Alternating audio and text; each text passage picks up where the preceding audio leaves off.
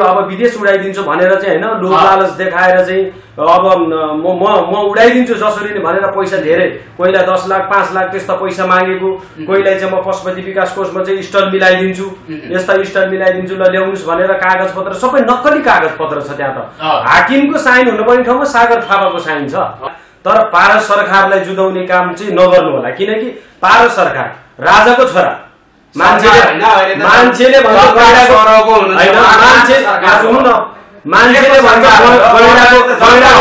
भन्छ राजाको छोराले के गुन्द्रुक बेचेर बस्छ त? राजाको छोरा हैन। सागर थापा त तपाईकै मान्छे हो नि त, हैन र? कसरी मेरो तपाईको संगठनको मेरो मान्छे होइन? राजा चाहने मान्छे त हो नि त, व्यक्ति त हो नि। त्यो हुँदैन, कुनै हासिल होइन भन्नुहुन्छ। फटाइ काम गर्छ भने जो मान्छे हुँदैन फटाइ काम गर्नुभयो, आज उहाँले फटाइ काम गरेर जेलमा पर्नुभयो अनि हाम्रै मान्छे भन्नु पाइन्छ? तपाईले पाउनुहुन्छ? ऊ एक्लैले चाहेर यत्रो ठुलो काम गर्न सक्दैन। यहाँ कुनै ठुलो मान्छेको हात छ, यो बुझ्न जरुरत छ। सागर थापा पछाडि, यो सागर थापाको पछाडि कुर्सीमा बस्ने नेताको हात छ। यसको आज सागर थापालाई पक्र्यो, यसलाई चाहिँ इन्क्वायरी गरेर चाहिँ कडा भन्दा कडा कारबाही गरियो भने भोलि कुर्सीमा बस्ने नेता शुद्ध तानिन्छ यो केसमा। तपाईले के बुझ्नु भएको छ यो काम? यो जसबिन यतिखेर जुन सागर थापा जेल परिसकेपछि उहाँको विभिन्न कुराहरू सकारात्मक अथवा नकारात्मक कुराहरू चाहिँ सामाजिक सञ्जालमा फैलिरहेको छ। यसै विषयमा हामी केही बहस गर्नका लागि उहाँकै सहोदय सहकर्मी नै भनौं शाही युवा शक्ति नेपालका केन्द्रीय सदस्य प्रकाश भुजेलसँग हामी केही बहस गर्न गइरहेका छौं। स्वीकार दिनुहोला। हार्दिक स्वागत छ यहाँलाई। नमस्ते। विशेष गरी पत्रकार ज्यूलाई। जुन यतिखेर हुन त तपाईहरु राजावादी, राजाको चाहिँ शरणमा बसेका आस्थावादी हैन, जुन यतिखेर तपाईकै प्रिय मित्र जेलमा हुनुहुन्छ, यो विषयमा के भन्नु चाहनुहुन्छ? एउटा कुरा यस्तो कि पत्रकारज्यू, प्रिय मित्र भनेर हुँदैन, गल्ती गर्न भएन मेन कुरा है। एउटै आशावादी त हो नि तपाईहरु। आशावादी हामी एउटै भए पनि जसले गल्ती गर्छ उसले गल्तीको सजाय पाउनुपर्छ भन्ने मेरो धारणा है। र उहाँले गल्ती गर्दै हिँड्नुहुन्छ र गल्ती गर्नुहुन्छ भने उहाँलाई गल्ती हुन्न भन्ने मेरो कुरा हैन। उहाँलाई के गल्ती गर्नुभयो र जेलै जानुपर्छ? उहाँले चाहिँ दुनियाँलाई विदेश उडाइदिन्छु भन्ने र नेपालमा अब जागिर मिलाइदिन्छु भन्ने, नक्कली कागज पत्रहरू बनाउने, मान्छेहरूलाई चाहिँ झुटो लोभमा लालचमा फसाएर पैसा दिएर पैसाहरू धेरै असुल्ने नराम्रा कामहरू यस्तो गरिसकेपछि अब जनताले त एक दिन छोड्दैन, सत्यको जित हुन्छ अवश्य नै है। विसत्य जसले गरेको छ यसरी नै भोग्न पर्छ। भोलि मैले विसत्य गरेको छु भने मैले पनि भोग्न पर्छ र उसले विदेश त्यस्तो नराम्रो काम गरेको छ त उसले आज भोग्न पर्यो नि। म चाहिँ के भन्छु भने मेरो एउटै मान्छे म भन्न पनि चाहन्न उहाँलाई हैन। यस्तो राजामा र आस्थावादी त हो नि, हिन्दू धर्ममा आस्थावादी, हिन्दू धर्म सबैको राजा ल्याउ भन्न चाहे पनि हो एउटा कुरा। त्यही भएको कारणले गर्दा पत्रकार एउटा सहकर्मी एउटा कुरा सुन्नुस् है, त्यही भएको कारणले गर्दा यौन हिंसाको कुराहरू पनि उठिरहेको छ यतिखेर। यौन हिंसा उहाँले गर्नु भएको छ भने उहाँलाई कडा भन्दा कडा, यो देशको संविधानमा नभएको कानुन भन्दा पनि बेसी भएन, उहाँलाई चाहिँ चाँडो भन्दा चाँडो चाहिँ जेलबाट निकालियो भने चाहिँ अब चाहिँ हजारौं युवाहरू रोडमा उठेर उहाँको विरुद्धमा चाहिँ नराम्रो कार्यक्रम हामीले गर्नेछौँ है। किनकि हामी आफै नराम्रो गर्ने मान्छेलाई हामी छोड्ने छैनौँ कुनै हालतमा पनि, हाम्रो होस् या पराएको होस्, कसैले पनि नराम्रो गर्न भएन भन्ने हाम्रो कुरा है। सागर थापाले के कुराहरू नराम्रो गरे अब तपाईको नजरमा? हिजो त तपाईहरुकै एउटै संगठनको व्यक्ति, हाम्रो संगठनको व्यक्ति नभन्नुहोस् हैन, उहाँ हिन्दू चाहने र राजा चाहने व्यक्ति हुनुहुन्छ। उहाँले अब तपाई जस्तै हुनुहुन्छ। एउटा कुरा कि उहाँले चाहिँ एउटा संस्था खोलेर बस्नु भएको छ, त्यो संस्था चाहिँ दर्ता पनि भएको रहेछ। खास भनौँ कि उहाँले गैर कानुनी धन्दा गरिराख्नु भएको रहेछ है।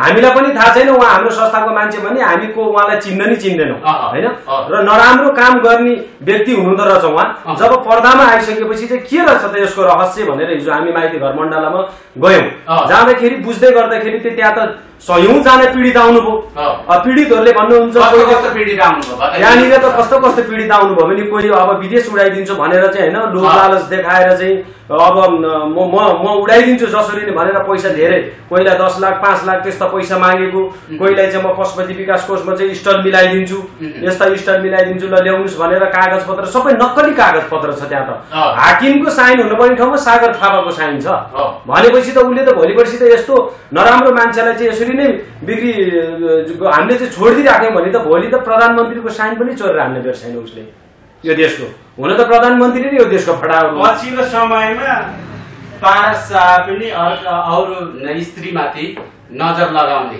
अब र अहिले त्यस्तै सागर थापा पनि धेरै नारीहरूमाथि उहाँले चाहिँ यौन हिंसा गर्नु खोजेको आरोपहरू आएको छ यो राजनीतिहरू सबै यस्तै चरित्रको हुन्छ होइन पत्रकारज्यू तपाईँ भ्रम पर्नु भएको होला सायद अरूले गरे होला त्यो खण्डमा अरूले गरे होला तर पारस सरकारलाई जुदाउने काम चाहिँ नगर्नु होला किनकि पारस सरकार राजाको छोरा मान्छेले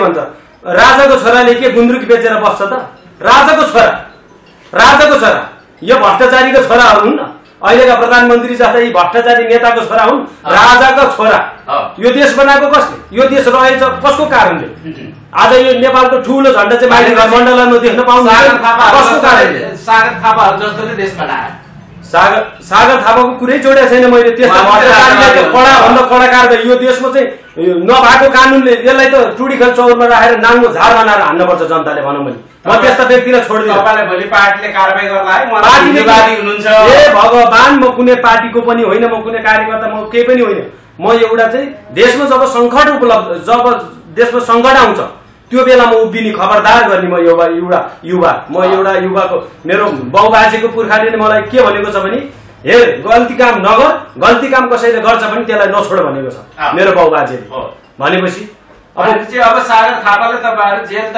लगिसक्नु भयो तपाईहरुले त होइन होला उहाँको जुन गल्ती गर्नु भएको छ गल्तीको फलस्वरूप उहाँ जेल जानु भएको छ जानुपर्छ भोलि तपाईमा पनि त्यो काण्ड मचेला ए भगवान मैले त्यस्तो नराम्रो काण्ड गरे भने मलाई पनि हाल्नुस् वेलकम म नराम्रो कामै गर्छु पक्ष तपाई खनिराख्नु भएको छ भोलि सागर थापा मात्र खनिनी होइन कि म यो देशमा जसले भ्रष्टाचार गर्छ नि कोही बच्नेवाला छैन कोही पनि बच्नेवाला छैन एक दिन बदला 2 दिन बच्ला एक दिन न एक दिन चाहिँ खाल्डोमा पर्ने दिन सबैको आउँछ पालो यो त भर्खर अब सुरुवात हुँदैछ यहाँ मन्त्री दुखुनबाट यहाँ कार्यकर्ता कतिजनाको गइन्छ यसरी त राजा आएको खण्डमा हेरिराख्नुहोस् न कतिजनाले दुःख पाउँछ भने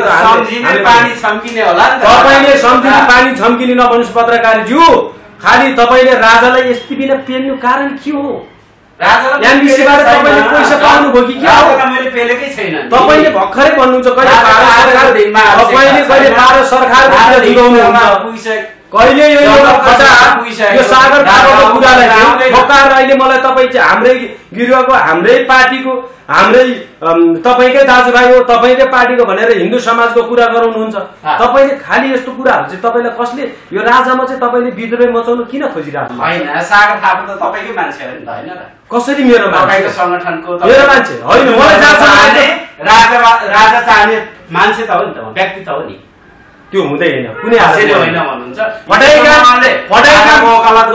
काम गर्छ भने जो मान्छे हुँदै गर्नुभयो आज उहाँले फटाइ काम गरेर जेलमा पर्नुभयो अनि हाम्रै मान्छे भन्नु पाइन्छ तपाईले पाउनुहुन्छ हाम्रो मान्छे हुँदै होइन त्यो मान्छे नक्कली काम गरेर हिँड्ने मान्छे यो देशकै कुनै भ्रष्टाचारी नेताको चाहिँ कार्यकर्ता हुनुपर्छ त्यो मान्छे मलाई जहाँसम्म लाग्छ उ एक्लैले चाहेर यत्रो ठुलो काम गर्न सक्दैन यहाँ कुनै ठुलो मान्छेको हात छ यो बुझ्न जरुरत छ सागर थापा पछाडी यो सागर थापाको पछाडी कुर्सीमा बस्ने नेताको हात छ यसको आज सागर थापालाई पक्र्यो यसलाई चाहिँ इन्क्वायरी गरेर चाहिँ कडा भन्दा कडा कारबाही गर्यो भने भोलि कुर्सीमा बस्ने नेता शुद्ध तानिन्छ यो केसमा तपाईले के बुझ्नु भएको छ यो काम यो बारेमा पत्रकारज्यू तपाईले भन्नुहुन्छ हिन्दूवादी गरे राजावादी गरे त्यो होइन यसलाई त संरक्षण गराउने त यसको त ठुलै मान्छे छ माथि होइन भने त यो मान्छे त हेरिराख्नुहोस्, हाम्रो साथमा छ, 2-3 राजाको वकालत गर्नु आएको छ प्रकाशजी।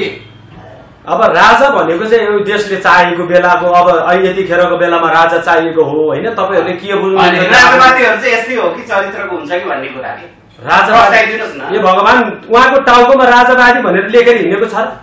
वकालत त गर्नु भएको न एमालेको, न माओवादीको, न काङ्ग्रेसले। उहाँले वकालत गर्नु भएको छ, कहिले चाहिन्छ यो देशमा हिन्दू राष्ट्र नेपाल बनाउनु पर्छ भन्नु भएको छ। अब बद्नको लागि जे पनि भन्छ नि मान्छेले, बद्न परेन। त्यही भएर मैले भने पत्रकारज्यू पनि भोलि हिन्दू राष्ट्र चाहिने राजा हजुर पनि बद्नको लागि, भनेको तपाईँले पनि बद्नको लागि भोलि कसै ठुलोको मान्छेको नाम लिन पर्ला क्या। तपाईँहरूलाई नि गाह्रो पर्छ नि, कहिले काहीँ त पर्दैन। गाह्रो परेको खण्डमा त म त नेकपा माओवादीको कार्यकर्ता, मूलवासीको कार्यकर्ता भन्नु होला नि त तपाईँले। भन्नु कसैको झोला बोकेर झोला बोकेर हिँड्न। अब मैले यसो कुरा बुझ्दाखेरि म पनि भविष्यवाणी गर्न सक्छु। तपाईँलाई पनि कसैले चाहिँ अलिअलि ठेपा नदिकिन तपाईँ यति साह्रो वकालत गर्नुहुन्न है। तपाईँमा पनि के अब भनौँ न, अब के दालमै काला है भने जस्तो तपाईँभित्र पनि एउटा केही छ। नत्र भने तपाईँले राजाको यति विरोध चाहिँ गर्नुहुन्न है पत्रकारज्यू, नगर्नुहोस् पनि। राजाको खण्डमा तपाईँलाई पनि फेरि सुली चलाउडा हामीले देखाउने हो त्यस्ता नराम्रो काम। राजा आउँदा जनता बाँच्दैन, त्यस्तो थाहा छ। राजा आउँदा जनता बाँच्दैन, नराम्रो काम गर्ने चाहिँ एउटै बाँच्दैन। नराम्रो काम गर्ने चाहिँ एउटै बाँच्दैन। सुली चढाउनु पत्रकारहरू अब सबै सुली चढ्ने भए। पत्रकार चाह्यो भने चढिहाल्छ नि। नराम्रो काम, यस्तै नराम्रो काम। अब तपाईँ मलाई अहिले त्यो सागर थापा तपाईँको मान्छे हो भन्नु भइसक्यो तपाईँले। म जो कोही चाहिँ अनुहारै देखाएको छैन, त्यस्ता फटा त्यस्ता अपराधीको मैले अनुहार हेर्न पनि चाहदिनँ। म चाहिँ के माग भने उसलाई कडाभन्दा कडा कारवाही हुनैपर्छ। भोलि ऊ निक्लिएको खण्डमा भएन भने चाहिँ के गर्नुहुन्छ? प्रकाश भुजेलले कारवाही भएन भने के गर्छ? भोलि सागर थापालाई चाहिँ यो देशको कानुनले कारवाही नगरिकन त्यतिकै निकाल्यो भने माइती घर मण्डलमा हामी हजारौं युवाहरू गएर चाहिँ जुलुस प्रदर्शन के गर्न पर्छ हामी त्यही गर्छौँ। ल कहिले गर्नुहुन्छ? जहिले पनि गराउँछ। ऊ निक्लिएर देखाइस् न, ऊ निक्लिएर देखाइ त यो कानुनले निकाले। हजारौंको कुरा गर्नुभयो के? जुन जनता 10औं हजारमा आउँछन्, 20औं हजारमा आउँछन्। सत्यको लागि जनता लड्न तयार छन्। कहाँ त्यत्रो राजवादीहरू त्यत्रो जनता छ होला र? हेरिराख्नुहोस् होला। अस्तिको कार्यक्रममा कति भयो तपाईँहरूको? ए बाबा, यो देशका प्रधानमन्त्री देखिएका थिए। प्रधानमन्त्रीले 5 लाख मान्छे ल्याउँछु भनेर केपी शर्मा ओलीले अस्ति नै ठुला भाषण ठोके। 5 लाख प्रधानमन्त्री हुनु। ल प्रधानमन्त्रीले 5,000मा उहाँले चाहिँ कार्यक्रम टुङ्गाएर जानुभयो भने हामी त एउटा सामान्य कार्यकर्ताले 1-200 जना 3,000 भनेको ठाउँमा 1-200 बोलाउनु भने एकदम ठुलो कुरा हो। यो देशका प्रधानमन्त्री त फटा छन् भने त हामी त फटा होइनौँ। हामीले बोलाएको हौ आनन्। अब पानी पर्यो होला, कोहीको अब काम होला घरमा, अब मासु भात दिन सकिँदैन। हामी त दुनियाँलाई ठगिया पैसा छैन। हामी मान्छे मार्ने कार्यक्रम पनि गर्दैनौँ, कसैको ट्याक्सी चलाउँदैन। हामीले जति सक्दो अब साथीभाइको सर्कलमा आउनुभयो 100-200 जना, उहाँहरू आउने जतिलाई चाहिँ विशेष गरी धन्यवाद दिन्छु। अब तपाईँ एउटाले नचाहेर हुँदैन। अब 3 करोड जनता चाहिँ राजै चाहिन्छ भन्ने छन्। यहाँ कुर्सीमा बसेका मै हुँ भन्ने नेता त्यो जागिर छन्जेलसम्म मात्र ढुक्क परेर बसेका छन्। भोलि जागिर खुसिया ठाउँमा चाहिँ राजा पक्कै नै आउँछ। अब बाँच्नको लागि चाहिँ के गरौँ भन्दा मलाई एउटा सामान्य कार्ड बनाइदिनुहोस् न हजुर भन्ने यहाँ नेता 1-2 जना छन्। यही जोरपाटी बौद्ध आसपास यहाँ यसो अलिकति ठुलै नेता हुनु उहाँहरू। राजाको खण्डमा त अब गाह्रो छ। हजुर म पनि हो नि तपाईँहरूलाई भित्र सपोर्ट गर्छु भनेर कार्ड बनाइदिनु भन्ने यहाँ 10-15 जना आएको छन्। त्यस्तालाई त कार्ड बनाउने होइन, उल्टो पारेर चाहिँ कोदालाको साबुलाले हान्ने मेरो चाहिँ धारणा छ। अब राजाको खण्डमा अब जुन प्रकाश भुजेलजी सागर थापा छोड्दै हुनुहुन्छ, तपाईँले छुटाउने हो र? तपाईँले छुटाउनु, तपाईँ जिल्ला न्यायाधीश हो, कानुनी रूपमा तपाईँ न्यायाधीश हो। पत्रकारले गएर छुटाउने हो त्यो? देशको कानुनले त मरी काटे हालतमा छोडाउनुहुन्न। त्यहाँ त दुनियाँको छोराबोरीलाई बिगार्ने, दुनियाँको पैसा ठगलाई छुटायो भने यो देशको कानुन कहाँ छ? त्यो बुढापाखाले भने जस्तै नेपालको कानुन दैवले कानुन जस्तो त होइन। अहिले त फेरि नेपाली काङ्ग्रेसको सरकार नि त। सागर थापाले त हिन्दू राष्ट्र माग्नेहरूको त पुरै विजय गर्दैन हैन?